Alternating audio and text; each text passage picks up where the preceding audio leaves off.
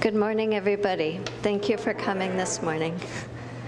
I saw some of you at the sale yesterday. I came intending not to buy anything and ended up buying a lot. First of all, I want to thank everybody, and particularly the BWA, for inviting me to speak today at this inaugural Eshinni Kakushiniko Memorial Service.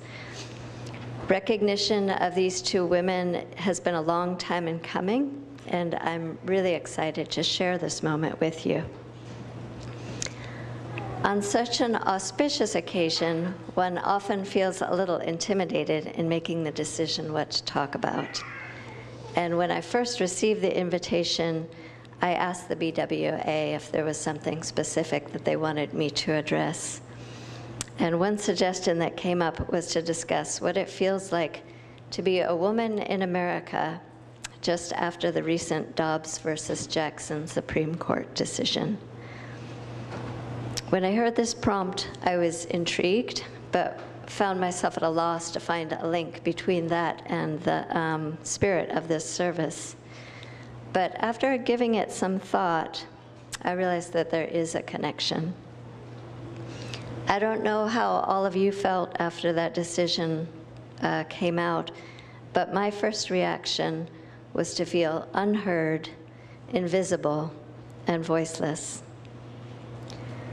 Eshinni and Kakushinni lived at a time when that same condition of voicelessness existed for women in the Buddhist world. Unfortunately, this situation has not evolved very far today. We know for a fact that over the course of more than 2,000 years, millions of women across the world have practiced Buddhism. But there is very little evidence of our presence in Buddhist history. I should say that fictional women abound in our Buddhist texts. We find many stories about women, like Kisogotami, the Naga princess, or our own Queen Vaidehi. But these women are characters. They are utilized as teaching tools to put across a point in the text. From Kisogotami, we learn the inherent nature of suffering as she tries to find a mustard seed from just one person who has not experienced the loss of a loved one. In the Lotus Sutra, the Naga princess transforms from a young girl into a male bodhisattva, and this illustrates to the readers the universal potential for all beings to attain enlightenment. And in the Contemplation Sutra, Queen Vaidehi guides us through various techniques in meditation. Eshinni and Kakushinni are notable exceptions to this rule. They were real flesh and blood women, women like ourselves who live the Buddhist path with religious conviction. These women have historical significance due to their relationship as mother and daughter of our founder, Shinran Shonin, but their impact is felt outside this relationship as well. This service presents a wonderful time to highlight their contributions.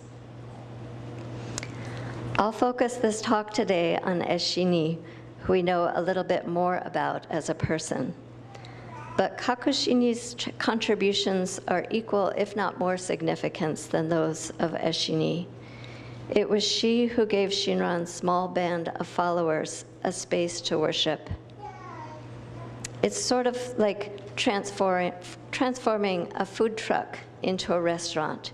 She gave them a space, a permanent home to come, and this helped this religion grow to be what it is today.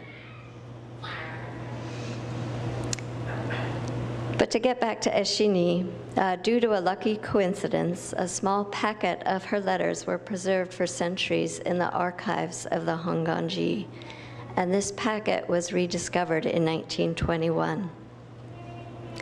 These letters were written to her daughter, Kakushinni, And I will admit that prior to giving this talk, I had never read them, and I'm very grateful now to have had the chance to do so. When I first started reading, I was intrigued, but they seemed interesting to me more as historical documents than as something that would affect me personally. And then I came upon this passage where Eshinni is begging her daughter Kakashini to write to her. She writes, "I constantly feel the desire to hear whatever I can from you while I am still living, but you are so far away that you seem beyond the clouds. Truly, I feel as though the bond between parent and child were somehow absent. Particularly since you are my youngest child, I have always thought of you as the dearest. But it will not be possible for me to see you, so it will be truly heartbreaking for me never even to hear from you."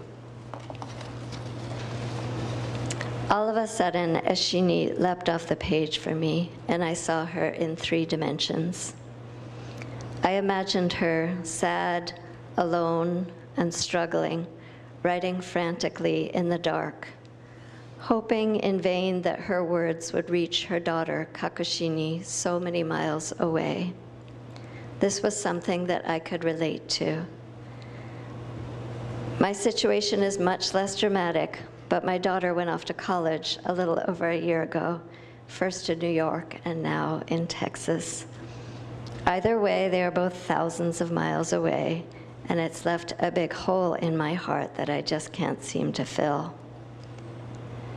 Unlike Eshinni, I am able to visit my daughter with comparative ease and speak to her regularly through phone and texts. Eshinni did not have those options, and you can see her language getting more and more desperate as she writes letter after letter, often with the same contents, in hopes that she'll find someone reliable to carry them, and just one of them will reach Kakashini safely.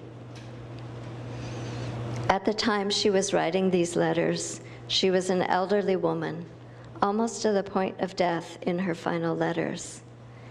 I can't imagine what it must have been like for her to live alone as the head of a household, watching her servants slowly die off year after year of sickness and starvation with no medical care. She writes long into the night when all of the light is gone and her handwriting becomes barely legible because the letters must be hurried and ready to hand off to travelers in the morning. At the end of her life, Eshinni's letters become scattered as she slowly becomes more and more forgetful. Her last wishes before she dies is to have a decent set of burial clothes and for some servants to survive long enough to take care of her daughter. These descriptions offer us a glimpse of what it must have been like to live as a Buddhist woman in medieval Japan. I've read in history books about the famines and the epidemics from that time, but they've always just been words on a page. When I read her story, I began to understand what the struggle to survive must have been like day to day. And it began to make sense to me that people were so strongly motivated to turn their hearts in the direction of the Pure Land path. But it wasn't just famine and epidemics that brought people to embrace the Nembutsu. It was also necessary for them to have some kind of religious experience.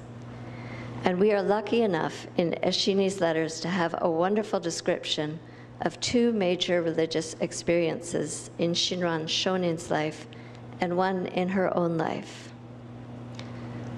Both of her husband's experiences began with some kind of extreme privation or hardship, and she describes how the irrational part of his mind took over at those times, the part of the mind that is a little bit messy.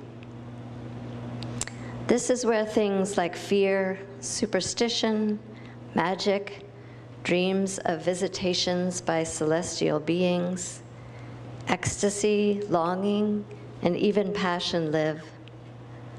These are the things that are strong enough to change our course. It was these moments of passion that drove Shinran Shonin to pursue the Pure Land teaching. It is in letter number 3 of that Eshinni wrote that we find the drama of his religious conversion.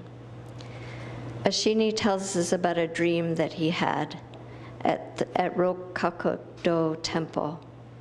He had stayed there in seclusion and self-denial for 94 days, and at the dawn of the 95th day, he had a vision of Prince Shotoku telling him to seek out Master Honen and listen to his teachings. He did so, and this changed the course of history. Then in letter number 4, Eshinni documents a time later in life when he fell ill from the flu. She describes him in this way. His body was hot as fire, and his head was pounding with extraordinary force, chanting the larger sutra over and over with feverish intensity in a desperate attempt to ensure that he would go to the Pure Land should he die. Then all of a sudden he stopped. He remembered that self-power practices don't work. He realized that all his effort was futile and only the compassionate power of the Nembutsu could guide him to the truth. In this same letter, Eshinni reveals that she too had a vision, and that is what inspires her in her path. Her vision came to her in a dream when she was visited by her husband in the form of Kannon, or the Bodhisattva Avalokiteshvara. Ever since that moment, she reveals that she has worshipped her husband. The reverence in her words makes it sound almost like she thought of him as a living bodhisattva. Eshinni's letters document tumultuous and stirring times in the life of Shinran Shonin. And what is also evident is that this drama is missing in Shinran Shonin's own writings. I don't know how many of you have picked up a copy of the collected works of Shinran lately, but if you have, you'll find that it is written in a very different style. Religious texts are mainly written by men, and they use a very objective and formal style. It is little like reading a philosophical instruction manual on how to go through the process of self-examination, self-purification, and liberation. Whereas Shinran Shonin uses complicated words like crosswise transcending, Eshinni describes for us in vivid detail what crosswise transcending actually looks like, which is much less puzzling, in my opinion. Of course, neither of these styles is untrue or wrong. I think they just point out the fact that we come to religion in different ways at different times in our lives. And men and women sometimes translate their religious experiences differently. The lack of women's voices in Buddhism contributes to a lack of diversity of thought in our tradition. For we are missing the perspective of over half of our followers. Women like Eshinni need to be heard, for their words are a precious expression of a different point of view. And it's important for Buddhist men to listen to Buddhist women.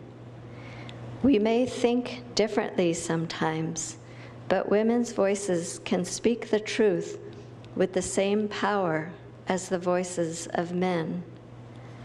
Women's words often come from our hearts, and what comes from the heart has the strength to move mountains.